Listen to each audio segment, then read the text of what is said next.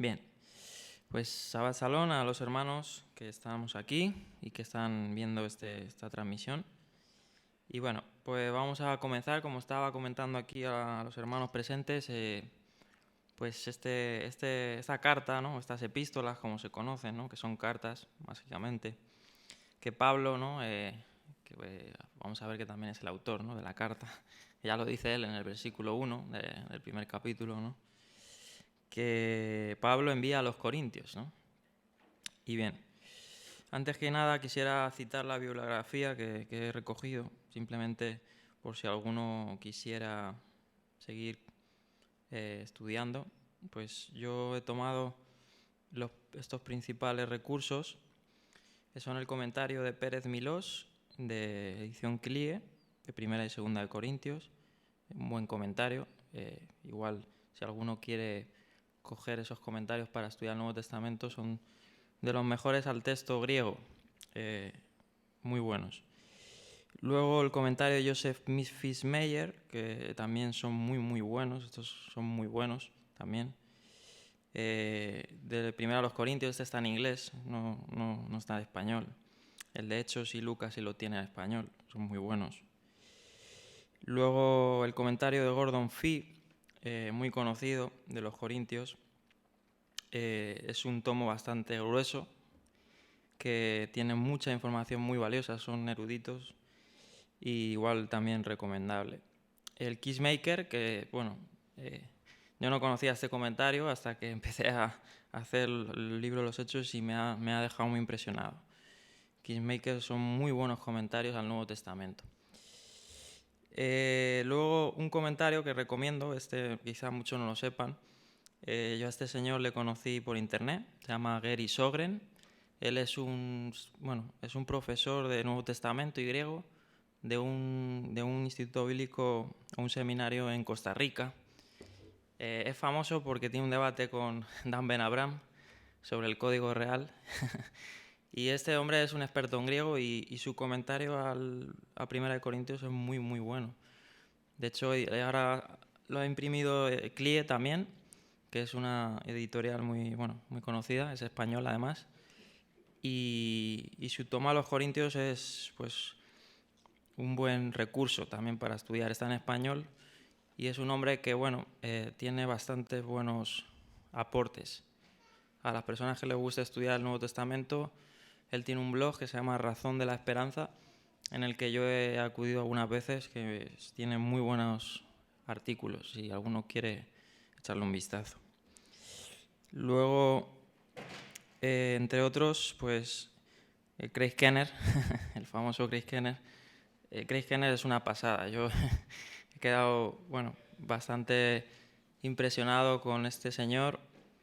Hace poco escuché una entrevista que le hizo Lee Strobel, un libro que se llama El caso de los milagros, y dicen los expertos de todo, ya te puedo decir de todo el mundo, que las obras de Craig Kenner de los Hechos, y tiene un libro que se llama Sobre los milagros, que es un volumen bastante considerable, son de las obras más eruditas que hay en torno a esos ámbitos. Bueno, Héctor conoce y tiene además el comentario a los Hechos y os puede decir que es una pasada, ¿no? Y además muchos recursos que hicimos del libro Los Hechos fueron de Craig Kenner, ¿no? Craig Kenner tiene muchos libros, no solo esos, y muy buenos, la verdad que es muy bueno. Y bueno, tengo más recursos aquí. Hay una editorial que se llama Zondervan, también para los que les interese el estudio. Creo que tienen algunos libros traducidos al español, pero si a alguno les interesa, ellos tienen pues comentarios para toda la Biblia del Zondervan.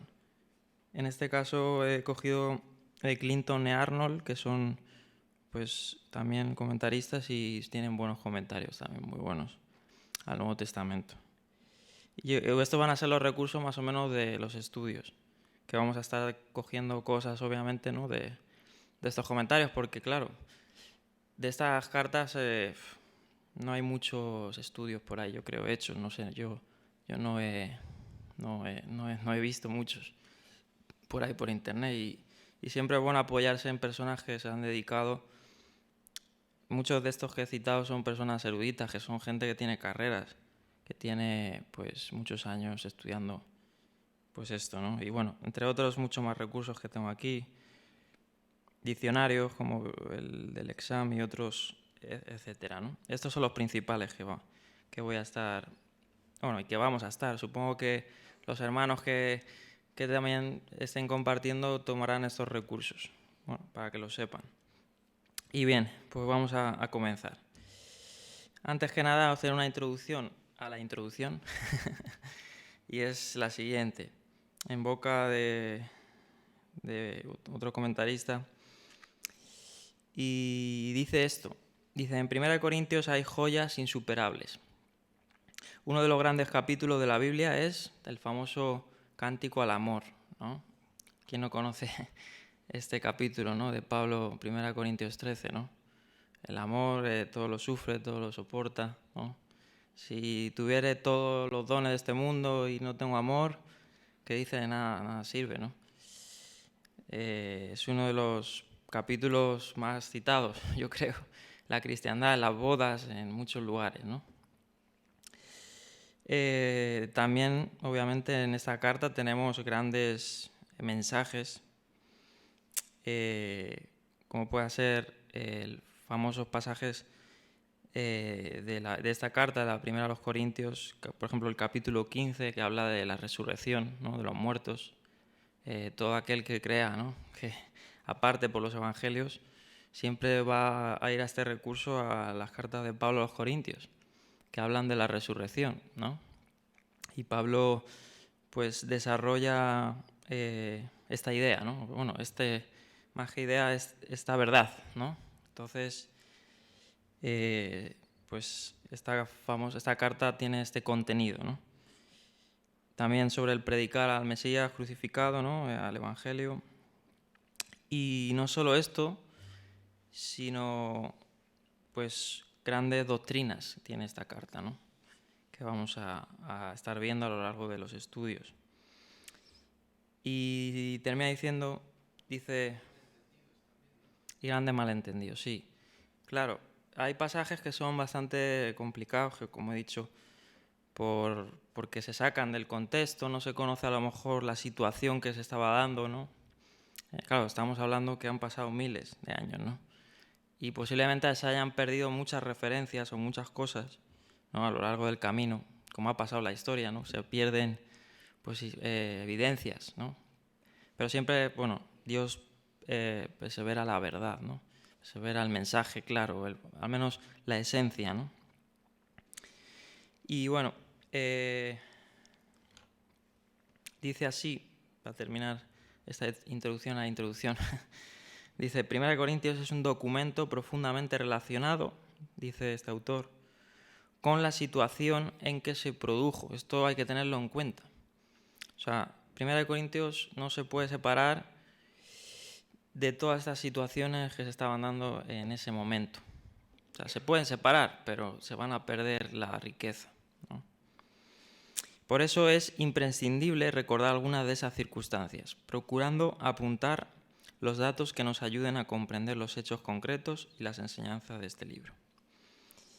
Bien, pues bueno, antes que nada vamos a repasar un poquito lo que era la ciudad de Corinto, la antigua ciudad de Corinto, en la península, ¿no? Del Peloponeso. En la foto tenéis un poquito la blanca, ahí, lo que era Grecia, ¿no? Y dónde se encontraba Corinto. Corinto era una ciudad que estaba muy bien situada entre dos costas, ¿no? Esto la hacía una ciudad muy, muy, muy importante en el mundo antiguo. De hecho, la Corinto romana llegó a superar a la Atenas, pues, que vimos, ¿no? Cuando Pablo predica en la Europa, aún en Hechos capítulo 17, vemos y se comenta que Corinto la superaba en mucho a la Atenas, ¿no? En esos entonces, en el primer siglo, por todo el desarrollo que se había dado, ¿no? Y también por su ubicación. Y ahora estaré comentando un poquito por qué, ¿no? ¿Por qué ¿Qué le hizo crecer tanto a Corinto, ¿no? Que superó pues, a Atenas? Atenas era, pues antes de Cristo era una de las ciudades más, bueno, de las ciudades más importantes del mundo antiguo, ¿no? Sobre todo el imperio griego, que también fue un imperio grande, ¿no? Y Atenas fue la capital de ese imperio. Y de ahí salieron pues, grandes filósofos, pensamientos, muchos avances también en torno a la ciencia, en torno al conocimiento. Y Corinto llegó a superar en el primer siglo a Atenas, ¿no? Y vamos a ver un poquito también el porqué, por cosas que pasaron en la historia también. Como sabéis, ha habido guerras, ¿no? Pues a lo largo de la historia ha habido guerras, pueblos conquistan pueblos, y esos pueblos que parece que están en auge, que van a conquistar el mundo, viene otro pueblo y les subyugan, ¿no? Ha pasado a lo largo de la historia con todos los pueblos, ¿no? Vemos grandes civilizaciones como pueda ser Egipto, Babilonia, ¿no? y etcétera, ¿no? Roma, que fueron grandes imperios pero terminaron pues desapareciendo, ¿no? Y a lo largo de la historia pues eso lo vemos una vez tras otra, ¿no? Entonces, bueno, seguimos comentando. Estuve comentando, ¿no?, que Corinto tenía un canal. Si la pones la siguiente diapositiva, que es el Istmo, se conoce así, de Corinto. Esto le hacía tomar una importancia a la ciudad, porque podían cruzar los barcos, ¿no?, desde una costa a otra, ¿no? Y esto hacía que Corinto tuviera ¿cómo se dice? Una importancia en torno al comercio, porque claro, todas las mercancías que venían pues del otro lado del mar y tenían que pasar, ¿no?, o querían cruzar al otro lado, en vez de dar toda la vuelta, pues Corinto, que hicieron gobernadores en los tiempos, pues en estos tiempos, cobrar por pasar, ¿no?, todas esas mercancías. Eso hizo prosperar mucho a la ciudad económicamente. De hecho, Pablo, y lo estaré comentando, ¿qué hizo en Corinto? Trabajar, ¿no? Dice que con Priscila Aquila empezó a trabajar las tiendas, ¿no?, que era uno de los oficios. Entonces, pues Corinto tenía mucho comercio, ¿no?, y mucha influencia en el mundo antiguo. Pues la Corinto romana se distinguía un poquito de lo que fue Corinto antigua, o la Acrocorinto. La Acrocorinto es una pendiente que hay. Si ustedes van hoy a esta zona, podéis visitarlo. Siguen habiendo restos de lo que era la antigua Corinto y siguen en pie. Yo lo puse en la portada de la foto del templo que sigue en pie. Creo que era el templo de Júpiter, o no sé, un dios de esa cultura, ¿no? Y al fondo se ve el Acrocorinto, que era una montaña que había, que era lo que fue pues un lugar de religión, ¿no?, donde había un templo de Afrodita, etcétera, y fue como uno de los principales puntos de la Corinto antigua, ¿no? La Corinto romana se extendió mucho más. Pues ahí creo que tengo un mapa ahí. Si puedes poner la diapositiva, no, la 4, en la 4 se ve los restos de este templo, ¿no?, y al fondo esa pendiente, ¿no?, ese Acrocorinto, que fue un punto también muy importante en el mundo antiguo. Si vas a la siguiente, a las 5, aquí vemos por qué también la importancia del comercio que tenía Corinto. Como veis, estaba entre dos puertos, el Egeo, que pone ahí, ¿no?, y el puerto de Cencrea, ¿no? Esto lo hacía pues súper influyente, como he dicho, ¿no? Y todos los que quisieran pasar pues por Corinto, una de dos, o pasaban por el Istmo que era ese canal, ¿no?, que vamos a ver un poquito simplemente así rápidamente cómo se hizo y todo eso, cómo se empezó a dar. y luego hicieron pues un invento, ¿no? que hicieron en el mundo antiguo, y luego lo estaré comentando, que es lo que se conoce como, en griego creo que es diokos. Diokos es que hacían pues como unas carreteras en, en el terreno. No sé si he puesto una foto. Sí, en la próxima diapositiva. Hacían como unas carreteras y ponían los barcos con tablones y los llevaban arrastrando, ¿no? Y todo esto también la ciudad de Corinto estaba avanzada, ¿no? Estaba avanzada para el comercio y para poder dar este servicio a las demás naciones, ¿no? Bien. Bueno, Periandro, que es el que empezó a ocurrirle, ¿no? Lo del istmo, lo del canal, lo de cobrar, ¿no? Todas estas cosas. Y esto estamos hablando de 500 años antes de Cristo. O sea, ya hace tiempo, ¿no? Y bueno, cobrando, dice así, peaje, ¿no? O mercancías. Bien. Luego llegaron los romanos, ¿no? Emperadores como Julio César, Cayo Calígula, también empezaron a trabajar en Corinto, a hacerla más influyente, ¿no? Incluso el propio Nerón hizo un proyecto, ¿no? Que dice aquí Kissmaker, el propio César, ¿no? Nerón, el que era el César de los tiempos de Pablo, ¿no? Hizo un proyecto para hacer de Corinto una de las más, si era ya la segunda o la principal potencia en Grecia del Imperio Romano, pues incluso de casi igualar a Roma por proyectos que empezaron a ver en Corinto, ¿no? Pero no llegó a hacerlo, que era desarrollar más, o invertir más en el transporte de mercancías, etcétera. Bueno, y bueno, luego en la ciudad se hacían unos juegos, que lo estuve ahí diciendo. Posiblemente comentan los expertos que Pablo, en los tiempos que estuvo en Corinto, puede ser, según las cronologías y los estudiosos, que se dieran estos juegos, que eran los juegos ístmicos, por eso viene la palabra istmo, que era el canal, y personas de todos los lugares alrededores viajaban a Corinto para acudir a esto, ¿no? Entonces, eso explica también por qué Corinto creció mucho de habitantes. Por aquí tengo un dato de más o menos la ciudadanía que había. Y inclusive había una gran población de esclavos que se traían de otros países para trabajar en la ciudad, y de libertos, ¿no? Y etcétera. Bueno, ahora daré el dato más o menos, por si les interesa. Bueno, aquí tengo más cosas de historia. Bueno, el que quiera saber más, ahí he dado los recursos, que tienen muchos históricos, ¿no? Bien.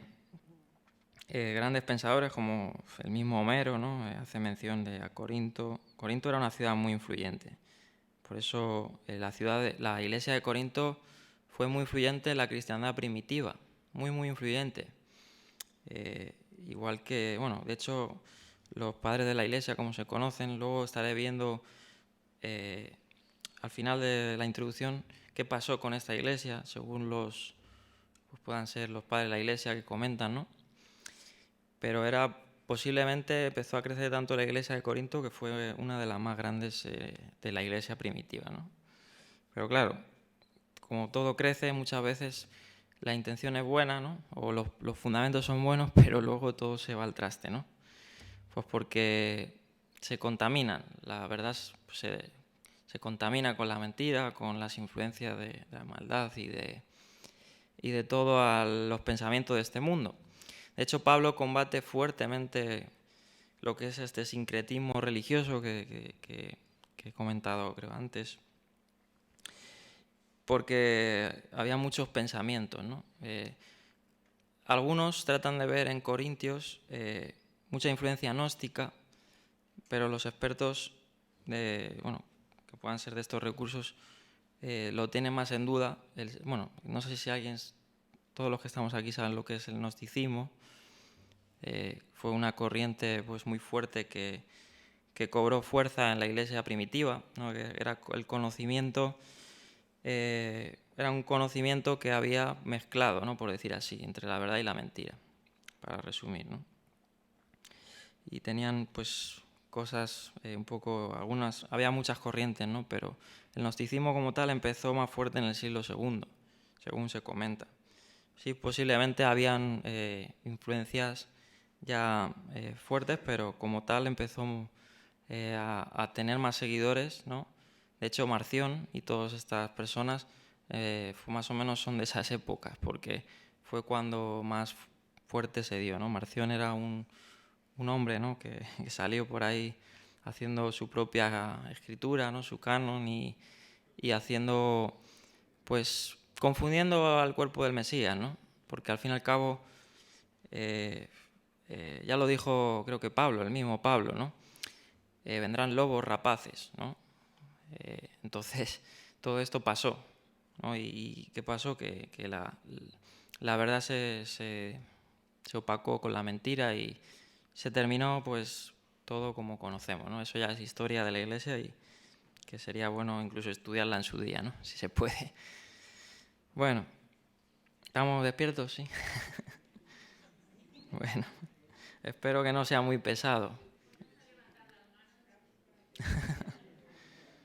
Bueno, no sé si los hermanos de YouTube puedan alcanzar Yo sé que la conexión es mala y lo vuelvo a decir, lo volveremos a subir, los estudios. Quedan grabados y se volverán a subir para que los puedan acudir a ellos. Bueno, aquí tengo una representación en la próxima diapositiva de lo que era la ciudad de Corinto romana. Siempre las ciudades pues tenían unas estructuras, los romanos siempre dejaban su huella, ¿no? Siempre iban pues dejando sus estructuras, sus formas, ¿no? Hemos visto en Hechos que Pablo predicaba al Mesías. Lo vimos en el Areópago, en Atenas, en el Ágora, ¿no? Que era todo este lugar que vimos, comercio, etcétera. Incluso es juzgado ante las autoridades romanas o griegas, inclusive, ¿no?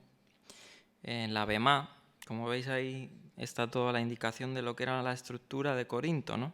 Toda esa recreación. Por ejemplo, Pablo tuvo un desencuentro muy fuerte con los judíos en Corinto, en muchos lugares, ¿no? Pero en Corinto tuvo que salir huyendo en su primera visita y la fundación de la iglesia. Entonces, él incluso fue llevado al tribunal, al Bemá, ¿no? Que era el punto 5, ¿no? Que veis aquí. Bueno, no sé si se alcance a ver. Y ahí fue juzgado ante el procónsul de Acaya, ¿no? Y terminó pues saliendo de allí y yendo a Éfeso, ¿no? Y en Éfeso, bueno, estoy haciendo un resumen, que tengo más comentarios ahí, pero en Éfeso le vino reportes de la ciudad de Corinto, de todo el desbaratijo que estaba habiendo, y de ahí escribió una segunda carta, ¿no? No, que es esta carta a los Corintios, la primera. Bueno.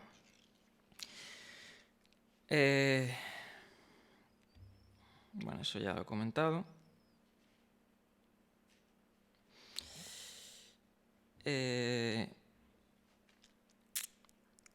Según comenta, la ciudad pues tuvo dos partes, como he dicho, la ciudad-estado griega en la fundación de Corinto, ya sabéis, en el mundo antiguo la fundación de las grandes ciudades se atribuían a deidades, ¿no?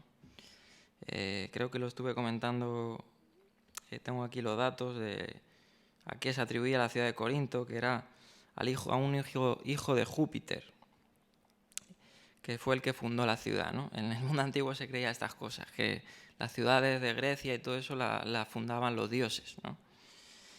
Y eso es importante porque parece tontería, pero todo este sincretismo, todas estas deidades, produjo en que Pablo escribiera y dijera ciertos mensajes a los corintios, ¿no? Por ejemplo, la famosa frase de hay muchos dioses y muchos señores, ¿no? Esa es un versículo de 1 de Corintios y, y era porque en Corinto, pues igual que en toda ciudad romana y griega, pues habían dioses para todo tipo de cosas, ¿no? Ya lo hemos visto en Hechos, ¿no? Y claro, empezaron los creyentes gentiles que empezaron a creer en el Mesías, ¿no? A mezclar, ¿no? Y a lo mejor a no tener un conocimiento de la ley de Dios, porque claro, vemos debates en 1 Corintios como de los sacrificados a los ídolos, ¿no? Claro, en esta ciudad, como era idólatra, ¿no? Como todas, pero especialmente la Corinto romana, era muy, muy idólatra, como Atenas o incluso más en estos entonces, pues produjo una fuerte exhortación de Pablo, ¿no? Y ya ves tú, o sea, pues todo lo que había. De hecho, habían expresiones, como pueden ser en griego, que es, no sé, tengo ahí el término exacto, pero tengo tantos apuntes que no me voy a poner a buscarlo. Pero la palabra se llamaba corintizar, o corintiezar, o algo así.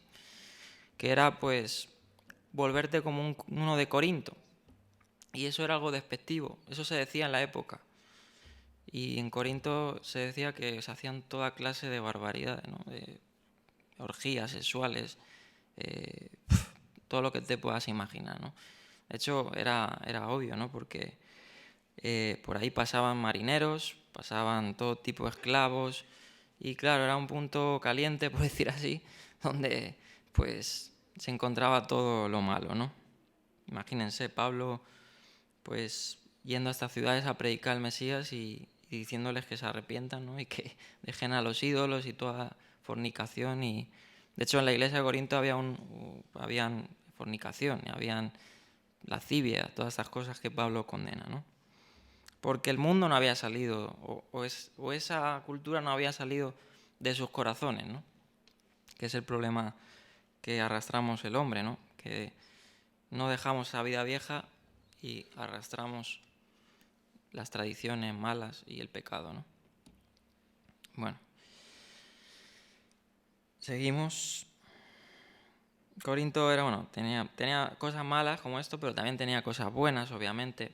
Fue una de las principales ciudades que exportó recursos, puede ser cerámica, luego incluso siglos después creo que era metales, no recuerdo bien, o cobre o algo de eso.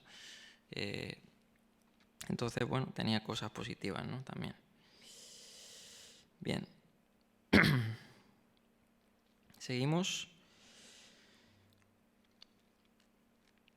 La población, más o menos, para que sepáis lo grande que era Corinto, obviamente Roma, dijimos, la Roma de Pablo, cuando Pablo predica en Roma, ¿no? Hemos visto en Hechos, terminando capítulo, ¿no? 28, se estima que tenía 1 millón de habitantes, ¿no? Cuando se habla de habitantes, estamos hablando de personas censadas, ¿no? Y ciudadanos romanos. Eso sin contar a esclavos y puede ser otras personas que hayan por ahí, ¿no? Entonces, la población alrededor se estima, ¿no? Ahí sí que hay variantes en torno a los comentarios, pero bueno, este comentario está un poquito sacado de algunas citas de Estrabón, de algunos historiadores.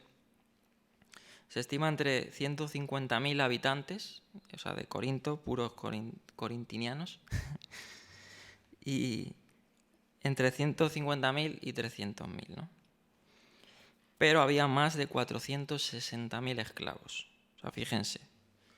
O sea, y de hecho, Pablo habla de la esclavitud del Mesías, o sea, habla de el que es esclavo del pecado, ¿no? Y luego hablo de ser siervo del Mesías, ¿no? Bueno. Pero también había una importante afluencia de libertos. Los libertos eran, pues, esclavos o personas que no eran nativos romanos, que fueron a lo mejor comprados por dueños, ¿no? Y terminaron ganándose el favor de los dueños, ¿no? O de los ricos, o de los ciudadanos, y le dieron esa carta o ese título de ser libertos, ¿no? que era, pues tenía más derechos en Roma, ¿no? Ya vimos que Pablo, por ejemplo, que tenía la ciudadanía romana, tenía más derechos que toda la tripulación pues de esa nave alejandrina que fue a Roma. Y además los tenía también en Judea. En Judea no le pudieron así como así matar, pues le querían matar. Él tuvo una persona de la guardia pretoriana esposado a él para salvaguardarle, ¿no? Y era ciudadano romano y tenía muchos derechos, tenía derechos como cualquier romano. Y los libertos tenían más derechos, ¿no? Que los esclavos, obviamente. Los esclavos pues no tenían casi derechos, no tenían apenas. O sea, tampoco sé mucho sobre eso, pero me imagino que un esclavo no tiene derecho a nada. O sea, a comer solo, ¿no? Y a algo más a lo mejor, ¿no? Y a trabajar, sí. Bueno, eso sí, había una importante escala, por decir así, social. Los había desde muy ricos a muy pobres, ¿no? Y esto lo vemos en la iglesia de los Corintios. De hecho Pablo cita y habla en su carta que habían personas muy influyentes, ¿no? Y personas muy pobres. Según los eruditos, y eso ya lo veremos en su día, el problema que hubo con las comidas, ¿no? Y sobre todo con la comida de Pesaj, que unos no se esperaban a otros para la comida y no se respetaban todas esas cosas, era por las clases sociales también que habían en la antigüedad. Eso ya lo estudiaremos, es muy interesante, yo cuando lo estuve leyendo, obviamente eso son pues, un desarrollo, ¿no? Tocando todo eso, pero para que sepáis, ¿no? Pero en el Mesías no hay ni judío, ni griego, ni esclavo, ni libre, dice Pablo, ¿no? Sino todos somos igual en el Mesías. Entonces, todo eso se derrumba a los ojos de la palabra de Dios. Entonces, pues, todas estas cosas también mellaron a la iglesia, ¿no? Porque, claro, pues unos se creían más prestigiosos que otros, ¿no? O los veían por encima porque otros eran esclavos, aun siendo creyentes, ¿no? Entonces esto también era importante. Y eso fue un punto también, o sea, los corintios tuvieron muchos problemas, ¿no? Pero bueno, todos esos problemas nos han servido a nosotros para no cometer los mismos errores, ¿no? De hecho, Pablo lo dice también, ¿no? En su carta. Bien. A ver, puse otro esquema de la ciudad de Corinto en el próximo. Esto es, bueno, simplemente ya para cerrar este tema. La Acrocorinto, como veis, era ese peñón, ¿no? Y luego la ciudad romana de Corinto estaba más al norte, ¿no? Y el istmo a la derecha. Y eso era lo que era la ciudad, ¿no? Que es ese plano que he puesto en la anterior diapositiva. Bien. Seguimos. Mira, aquí tengo esa expresión que se ganó Corinto, esa reputación por los vicios sexuales, ¿no? Así dice Aristófanes, que acuñó el verbo corintiazo, ¿no? Que significa actuar como un corinto, es decir, fornicar, ¿no? Esa era la expresión, que no me acordaba bien. Bien. Bueno, aquí tengo muchos datos de todo esto, pero vamos, por ejemplo,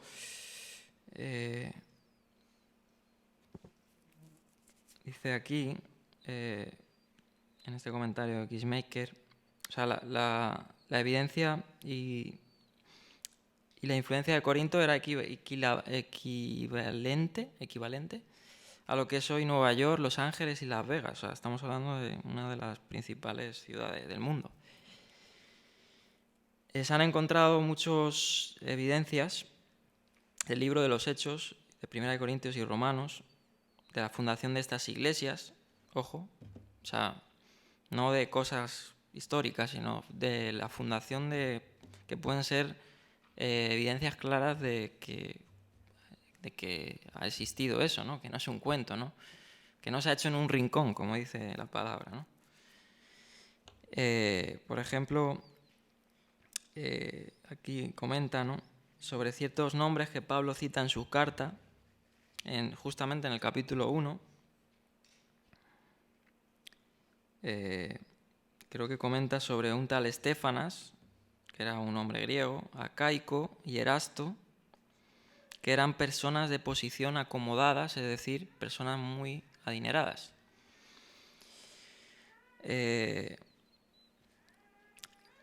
La mención de la familia de Estéfanas lo podéis ver en el versículo 16, eso ya lo leeremos. Cuando se habla la familia de este, ¿no? Eran porque eran familias de renombre. Entonces se conocen que eran influyentes en Corinto. O sea, Pablo llegó a su evangelio, llegó a impactar incluso a gente de estatus social alto, ¿no? Y según los eruditos, algunos, siempre hay otros que difieren de los otros, ¿no? Eso lo vemos en la crítica.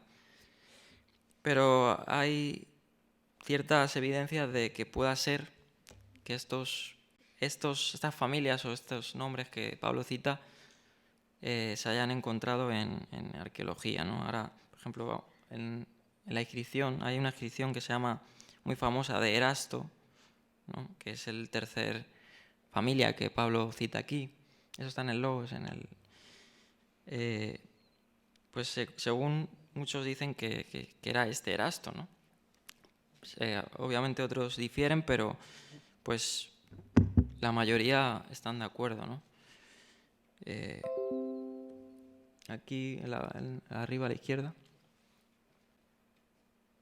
Eso es. Ahí vemos esta inscripción, ¿no? Ahí vienen los datos y todo eso. Entonces, bueno, posibles evidencias, ¿no? de que, bueno, esto no es un invento, ¿no? Esta carta y todas estas cosas. Bueno, no quiero darle más importancia. Bien. Sigo. Aunque la comunidad en Corinto, obviamente también había una importante comunidad judía.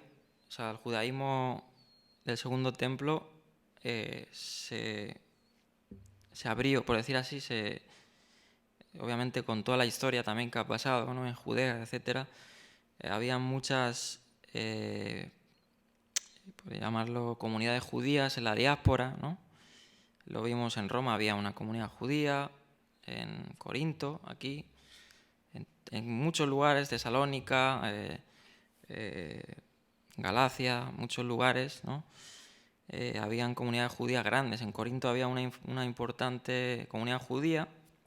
Sin embargo, entre los críticos, entre los comentaristas, dicen que la mayoría de cosas que Pablo escribe a los corintios no tienen un trasfondo como tal judío. O sea, me explico. Se está refiriendo a personas que no tienen ese trasfondo. No es que no tenga él un trasfondo, que no me he expresado bien, sino a personas que más bien vienen del contexto de ser gentiles, ¿no? De hecho, posiblemente en Corinto pues el evangelio a los judíos no tuvo tanto impacto, pero bueno, sí que obviamente algunos sí creyeron, ¿no? Bien. Si alguno tiene un comentario o alguna cosa que quiera decir, pues perfecto. Así aprovecho para seguir leyendo apuntes y depurar. Bueno.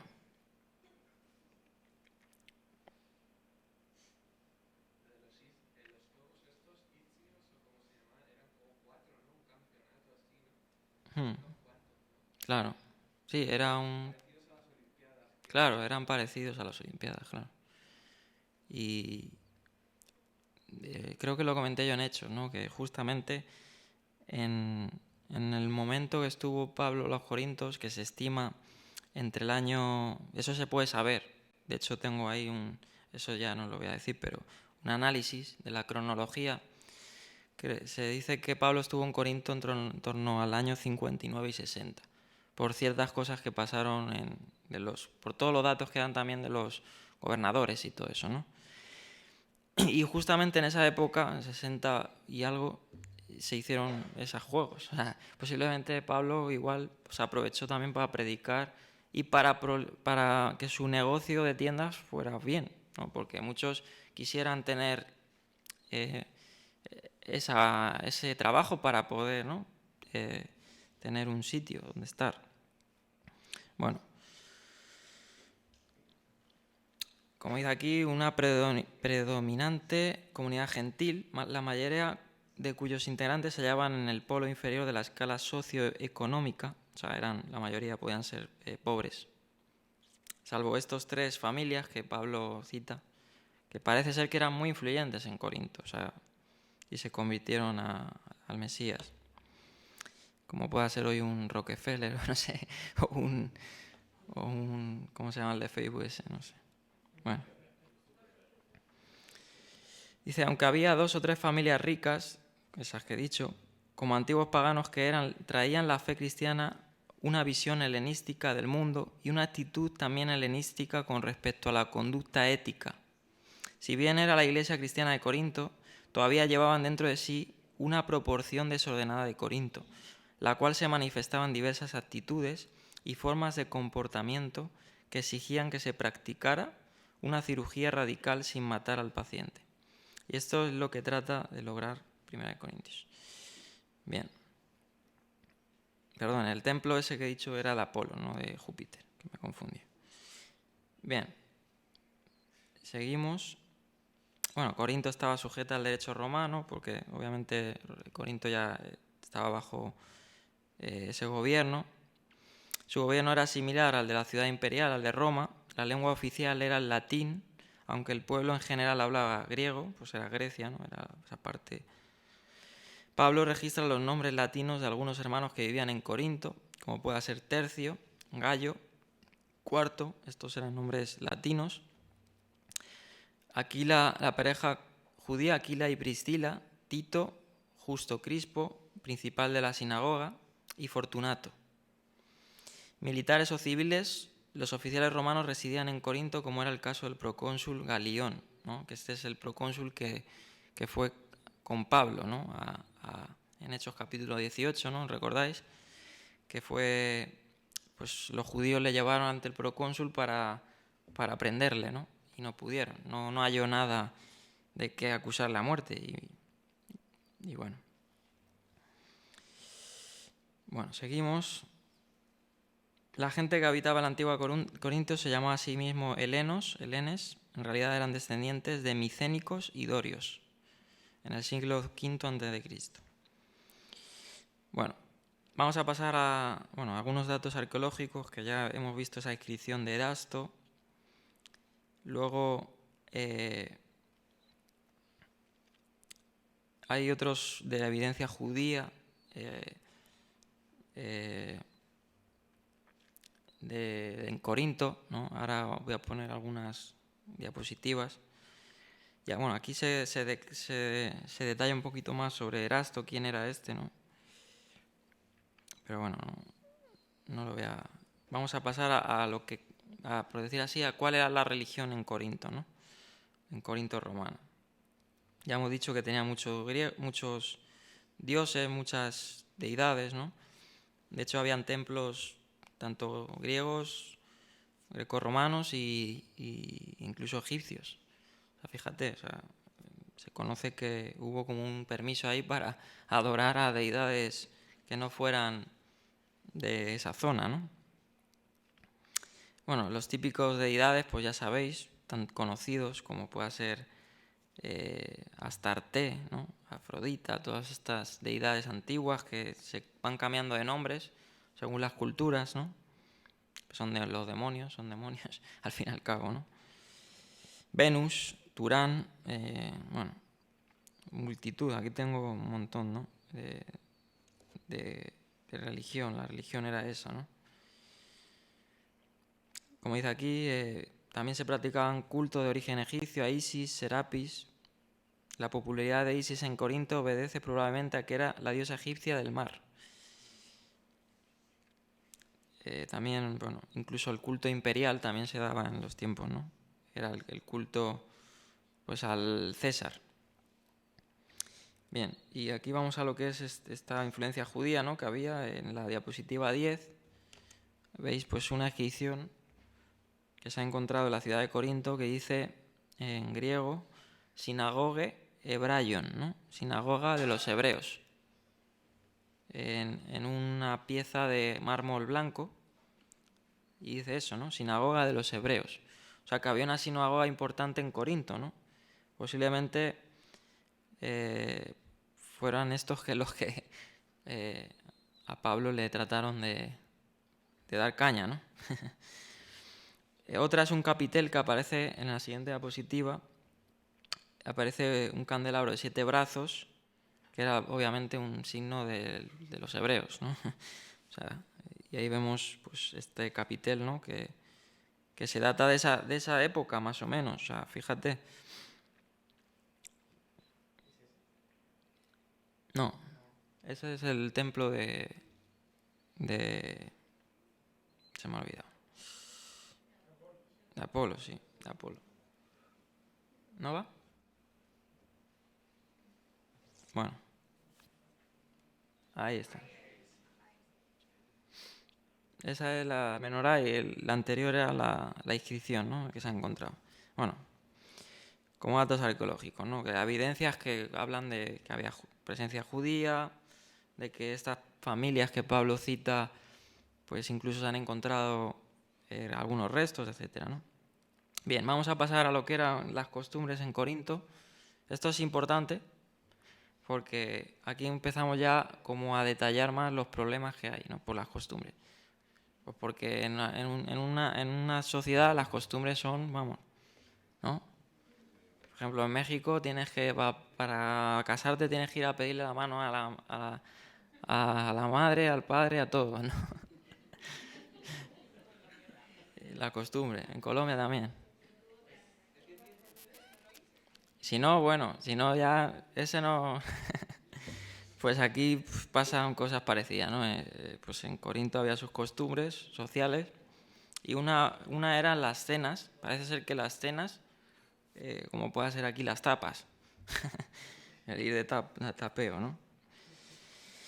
Pues aquí era una costumbre, lo que se conoce generalmente como el ágape en griego,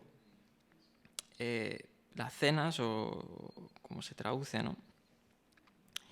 Y en estas cenas habían costumbre. Dice, el apóstol tratará en la epístola sobre las cenas de los creyentes, lo que se conoce generalmente como el ágape, corrigiendo abusos en esa actividad, porque arrastraban esa costumbre, ¿no? O sea, mezclaban lo santo con lo profano. Y recomendando incluso que no se haga en el lugar de reunión, sino que cada uno coma en su propia casa.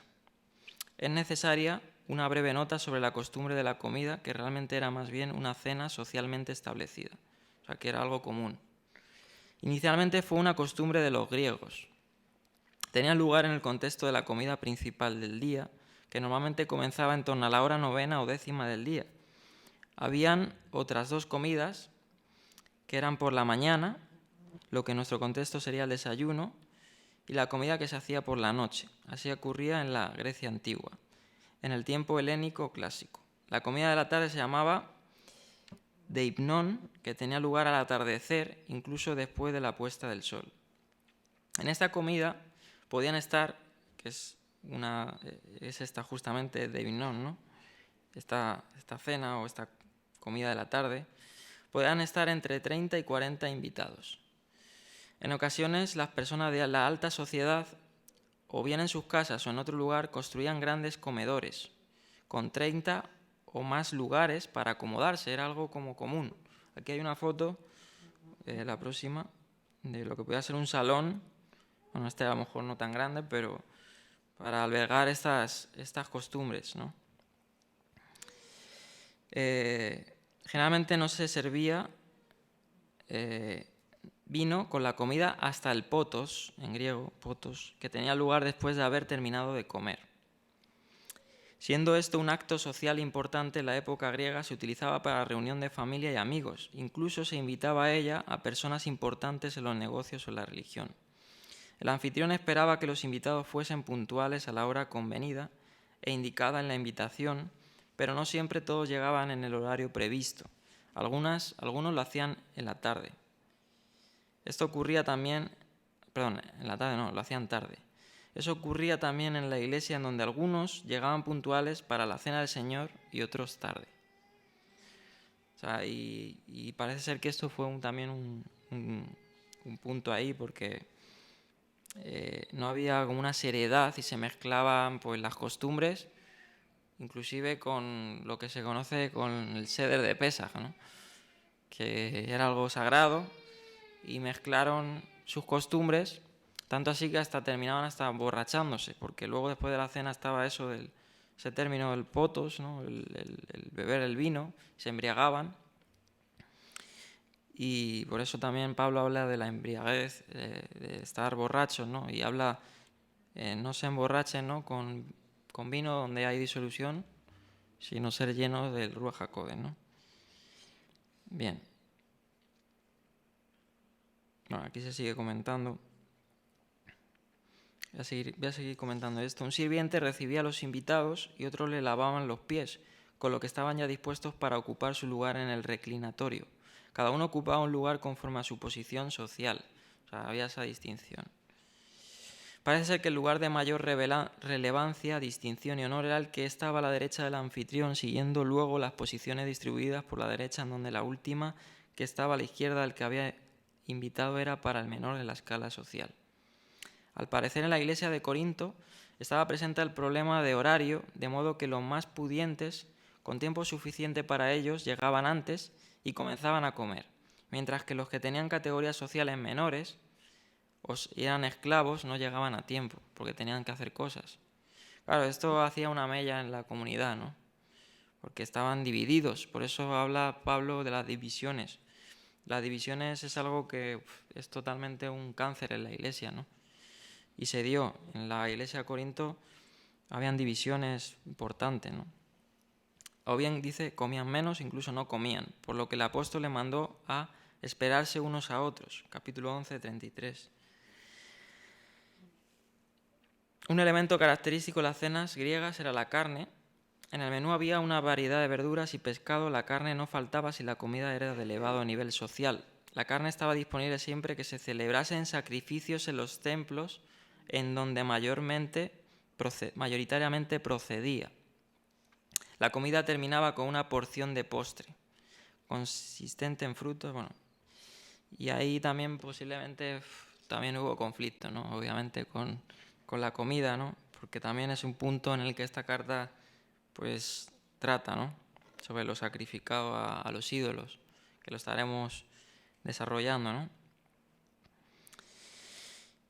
Bueno, se sigue comentando muchas cosas aquí. Bueno, creo que tampoco les quiero aburrir.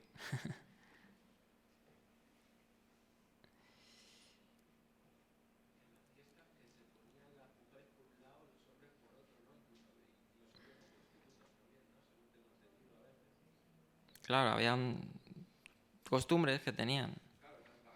Claro.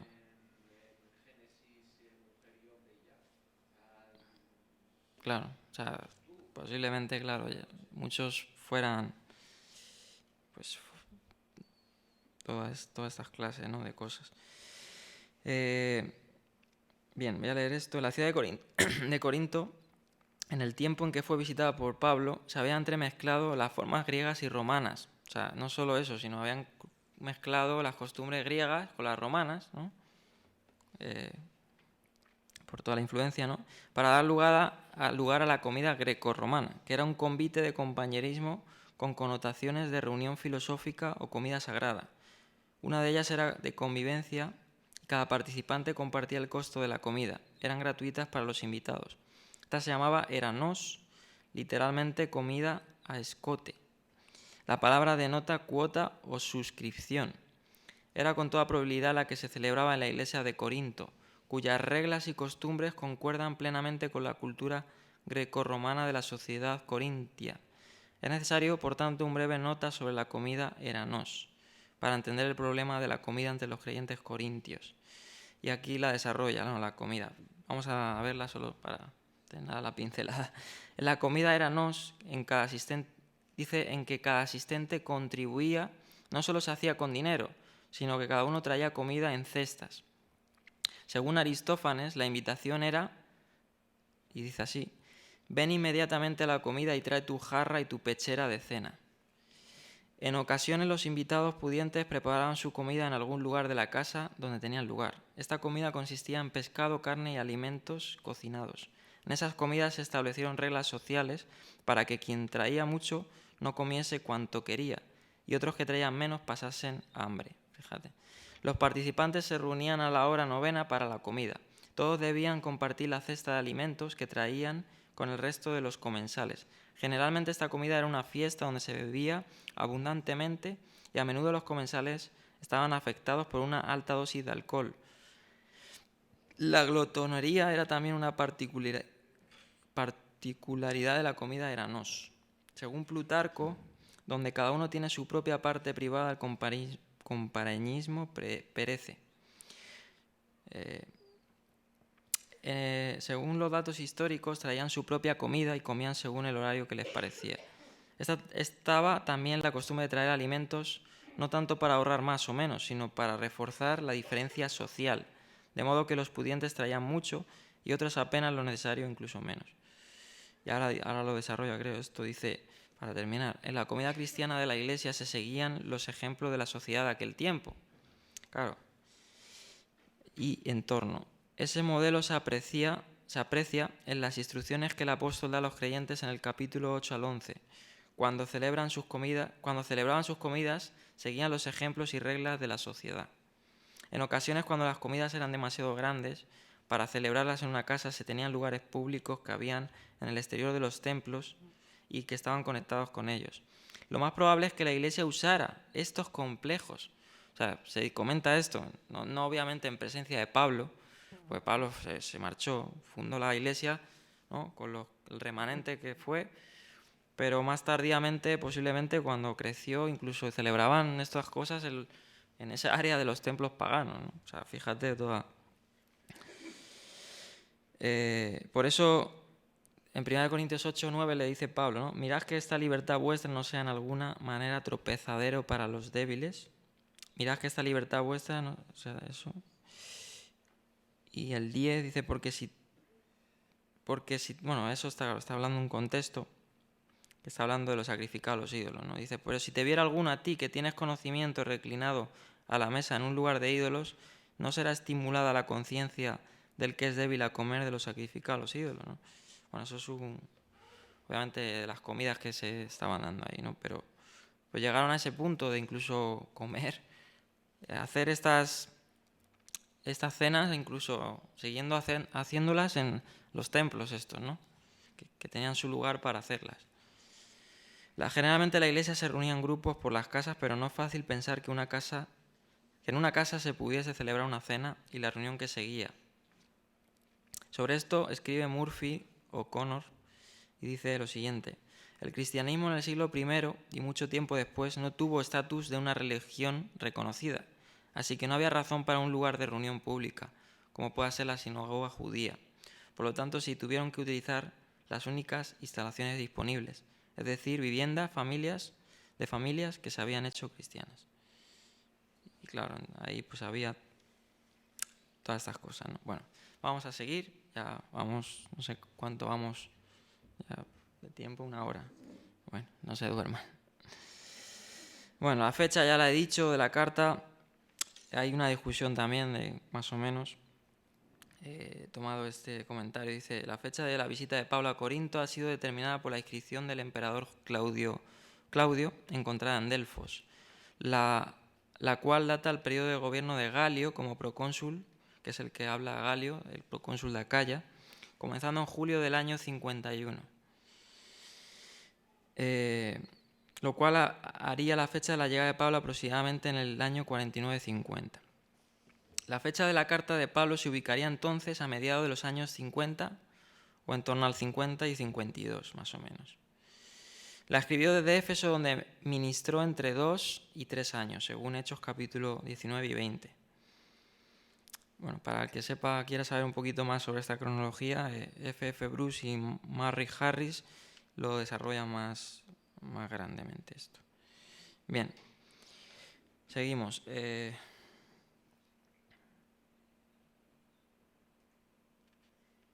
bueno, el entorno social ya lo he dicho. De hecho, se me ha olvidado citar este verso en el capítulo 1 que dice, ¿no?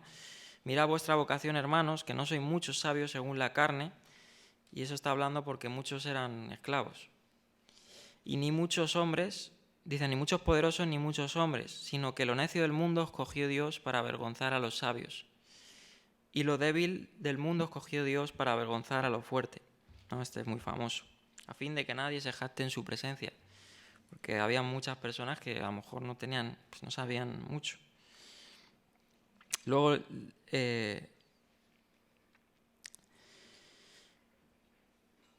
por ejemplo, esto es interesante, esto me parece interesante. Claro, la iglesia cristiana en Corinto y sobre todo en la diáspora, ¿no? O en las ciudades gentiles, por decir así, esto ya es una probabilidad mía, pero imagínate, un 90-80% eran de personas que no tenían una clase social alta, ¿no? Por eso en grandes, en historiadores, ¿no? En historiadores o filósofos de la antigüedad, los cristianos no eran muy llamativos en torno a... No se les veía poderosos o peligrosos, ¿no? Por ejemplo, Celso, que fue un filósofo, ¿no? Que habló de la fe cristiana con estos términos, diciendo que no había ningún educado, según ellos, ¿no? Según obviamente la educación griega o romana, ningún sabio, como dice Pablo, ningún sensato, porque enseñan que estas habilidades son, dice, porque enseñamos que estas habilidades son malignas, por el hecho de que ellos mismos admiten que estas personas son dignas de su Dios. Muestra que quieren y son capaces de convencer solo a los tontos, faltos de honra y estúpidos, y solo a esclavos, mujeres y niños pequeños. Así decía Celso, ¿no? Sí. No, perdón. Celso fue uno que habló despectivamente contra los cristianos, y Orígenes, que era uno de los padres de la Iglesia, decía esta cita, que me he hecho un lío. O sea, diciendo que supuestamente entre los cristianos no había educados ni sabios, ¿no? Y que solo convencían a los estúpidos y a los pobres en ese contexto, ¿no? Bueno, seguimos. A ver, vamos a tratar de avanzar ya rápido para terminar. La mujer en la Corinto romana.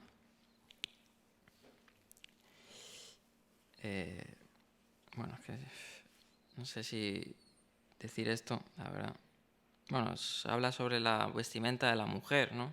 Que era algo, pues, cultural, ¿no? Ellas se vestían con una ropa, se cubrían, ¿no? Sobre todo las personas que no eran, como he comentado antes, muy pudientes, ¿no?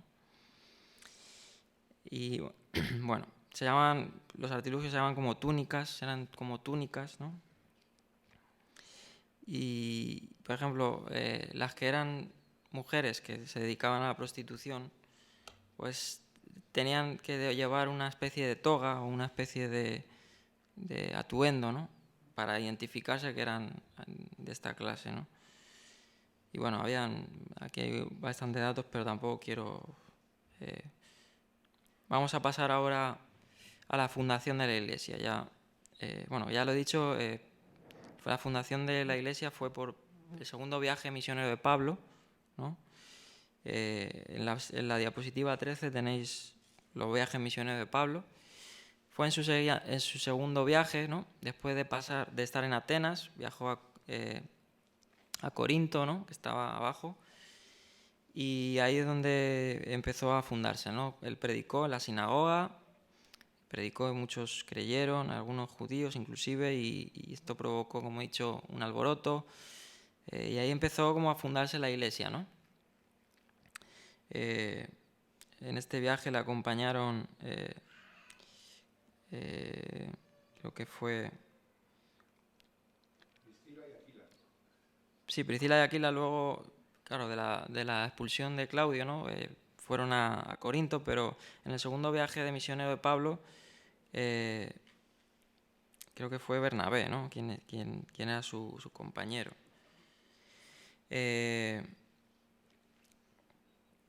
Entonces ahí fue, ¿no? La fundación fue en su segundo viaje,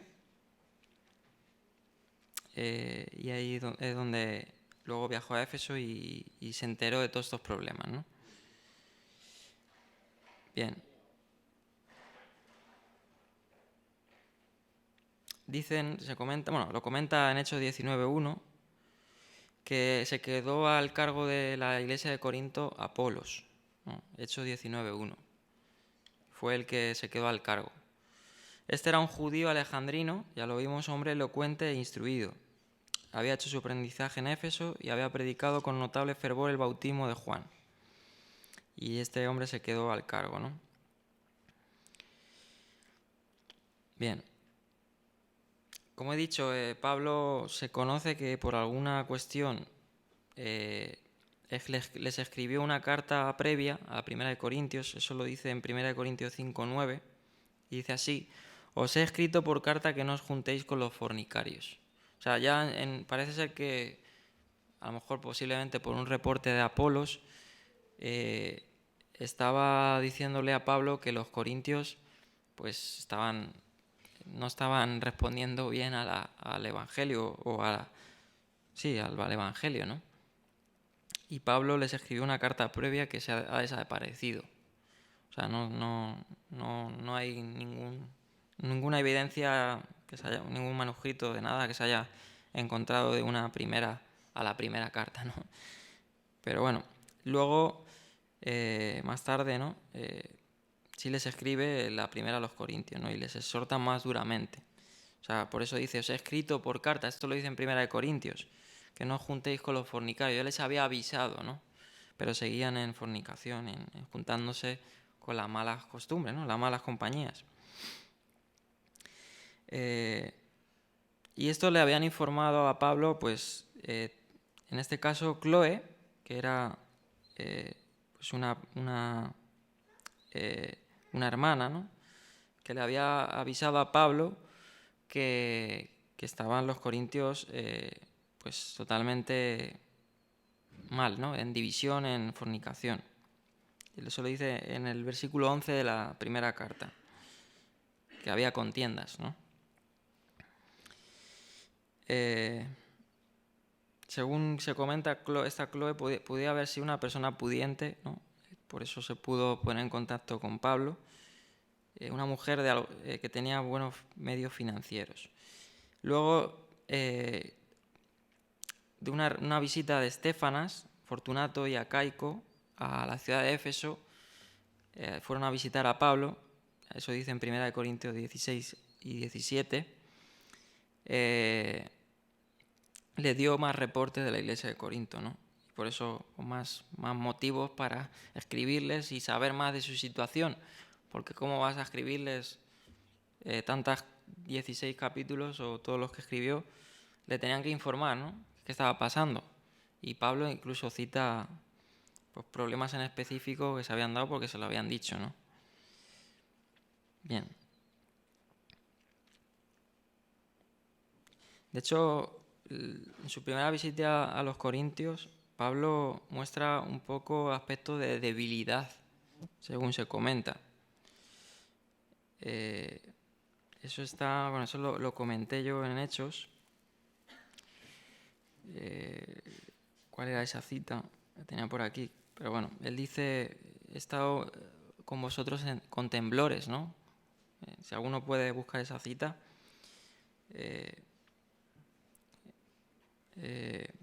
Es interesante, ¿no? Porque Pablo pasó bastantes problemas en esta ciudad, ¿no?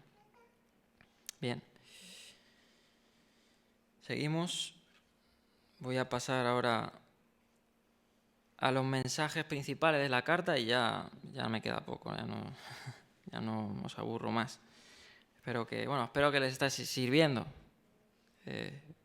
Obviamente me saltan muchas cosas, porque uno tiene muchos apuntes y trata de, pues, también para enriquecer el estudio y tenerlo, ¿no? Bien. Principales mensajes: problemas en el liderazgo. Toda iglesia que se derrumba o que se viene abajo es por un liderazgo que no está en orden, ¿no? Eso es algo que siempre pasa. O sea, grandes iglesias, movimientos han caído por problemas en los pastores o en el liderazgo, ¿no? Ese fue un problema muy serio, ¿no? Que se dio también en esta iglesia. Bueno, no lo voy a detallar, ya lo veremos.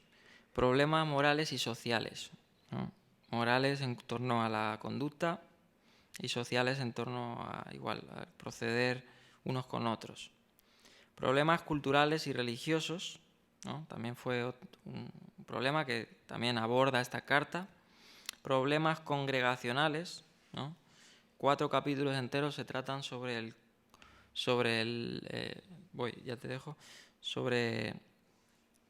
la forma de reunirse, ¿no? Pues el orden en la iglesia. Y problemas doctrinales, ¿no? Obviamente, pues hay que poner en orden los problemas, los problemas, todos estos, pero también las doctrinas, ¿no? Porque no se puede... Claro, en una iglesia todos vienen personas que tienen doctrinas, ¿no? Toda clase de pensamientos, pero tiene que haber un fundamento. No se puede mezclar... Pues claro, incluso en las raíces hebreas hay muchas cosas que no son verdaderas. Hay que saber filtrar, ¿no? Las fuentes, hay que ir a las fuentes pues más serias o lo que creamos que sea más verídico. Pues, por ejemplo, y ya dejo a Edgar que va a comentar algo. Hace poco salió en el Facebook por ahí gente comentando, no sé si con quién hablé esto, alguno de vosotros, de que cuando Yeshua murió en el sepulcro, él dice el Evangelio que dobla su vestido, ¿no? Y salió un comentario ahí de, no sé, unos cristianos y todo el mundo lo compartió como que bueno, tal. Que había una tradición en el primer siglo de que uno si doblaba esa vestimenta, ¿no? O en ese caso una servilleta a la hora de comer, le decía al otro que tenía un significado como que iba a regresar, ¿no? Suena muy bonito, pues claro, yo lo leí y me pareció muy bonito, todo el mundo compartiéndolo, ¿no? Yo lo primero que me pregunté, yo últimamente me he vuelto más crítico, a lo mejor es peor o mejor, no sé. Pero dije, ¿qué tradición? Porque claro, te dicen, según la tradición de judía de ese siglo. Pero, ¿de dónde sacan esa información, no? O sea, al menos que te pongan, pues la Misná dice esto, ¿no? O tal persona dice esto, ¿no? Pero no hay respuesta, ¿no? Parece ser que era una noticia falsa, ¿no? Según he hablado con algunas personas. Tampoco es que sepa todo, pero pues hay personas que arrastran cosas que a lo mejor eso no es importante, no es de importancia, ya ves tú lo que nos va a mover eso, ¿no? Pero hay cosas más serias que se puedan meter a la iglesia, puntos doctrinales que no pueden opacarse con la verdad, ¿no? Y bueno, Edgar, ¿querías comentar algo? No, era solo para darte la cita bíblica que tú me habías Ah, dicho donde Pablo, que es 1 Corintios 2, verso 3. ¿puedes leerla? Sí. Sí, claro que sí. Dice, también yo mismo estaba con ustedes como alguien débil, nervioso y temblando de miedo por todo mi cuerpo. Mm, esa era la cita. Bien, y bueno, obviamente en esta carta ya si entramos a los aspectos doctrinales, tampoco eso lo vamos a estudiar, así que se relata sobre la deidad, el señorío de Cristo. Curioso que me gustó esta analogía, no, me hubiera gustado ponerla en diapositiva, porque este comentarista, Kissmaker, te compara pasajes, y es curioso que, fíjate, Pablo cita un montón de veces a Isaías. Hoy hemos hablado de Isaías. Isaías es uno de los profetas que más se cita en el Nuevo Testamento.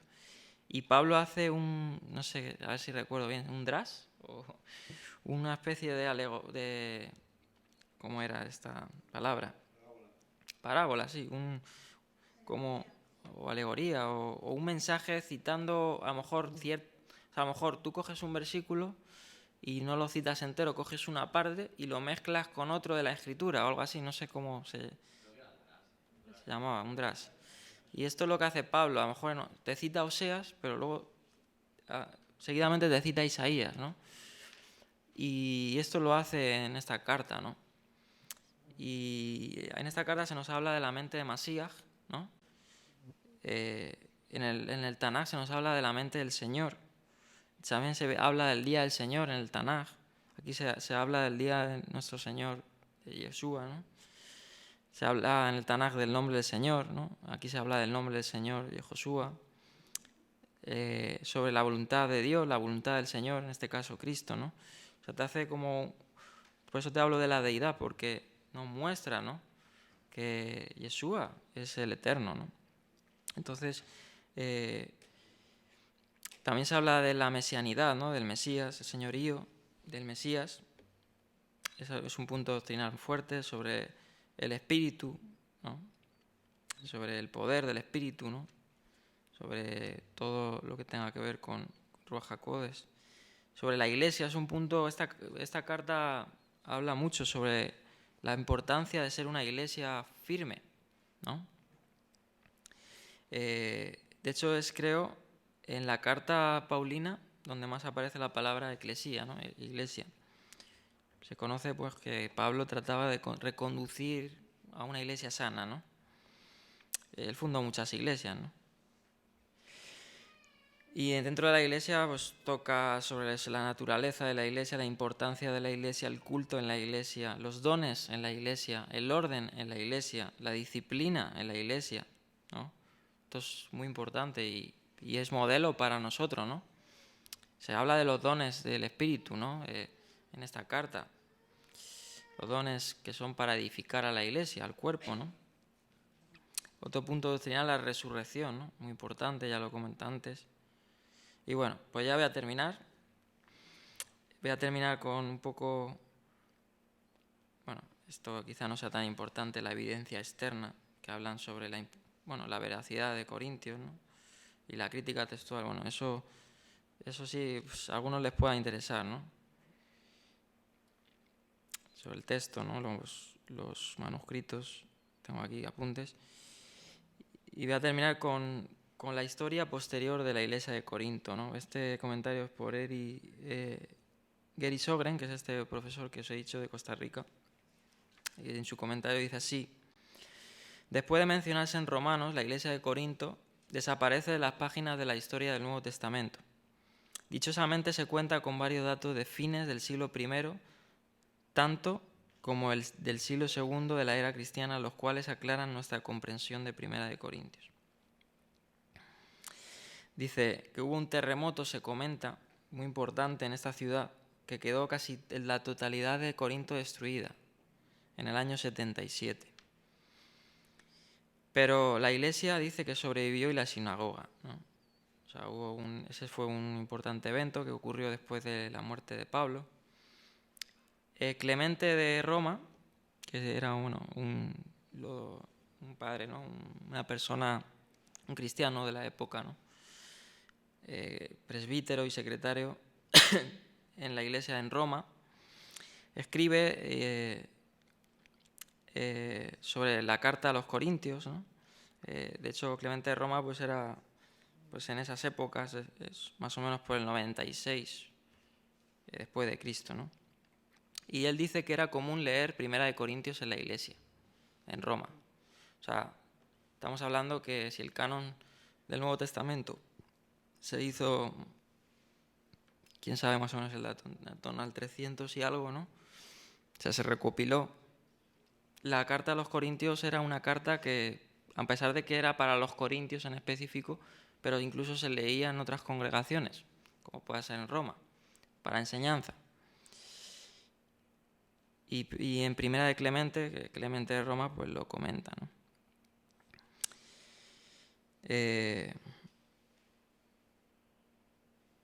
Bien. Luego, obispo Dionisio, que fue un obispo también de Roma, en torno al año 170, dice, Eusebio cita el trabajo pastoral de Dionisio. No, perdón, no era de Roma, era de Corinto. Y en el 170 se entiende que seguía en pie esta iglesia, ¿no? peor o mejor, seguramente, bueno, entró pues, ciertas cosas que no, ya sabemos, ¿no? Pero bueno, el futuro de la Iglesia parece que sobrevivió incluso un siglo, ¿no? Eh, y bueno, finalmente pues no se tiene más registros, ¿no?, que esos en torno a la historia de esta iglesia de Corinto que vamos a estar estudiando. Y bueno, el bosquejo que bueno, que más o menos es lo que hemos dado. Pues nada, hermanos, esto es lo que es un poquito la introducción. Pues estar atentos, ¿no? Vamos a estar estudiando esta carta. Próximo sábado comenzaremos con el capítulo 1. Y bueno, pues espero que sea de provecho, ¿no? Y pueda ser enseñanza. Y bueno, me despido de los hermanos ahí en las redes, en el vídeo. Que tengan una excelente fiesta de Shavuot. Estamos ya a las vísperas. Entonces Chag Sameach, ¿no? Feliz fiesta. Nos vemos próximamente. Mañana tendremos una retransmisión para la fiesta. Estaremos estudiando un poquito sobre ella y bueno, pues les deseo una buena noche. Shalom.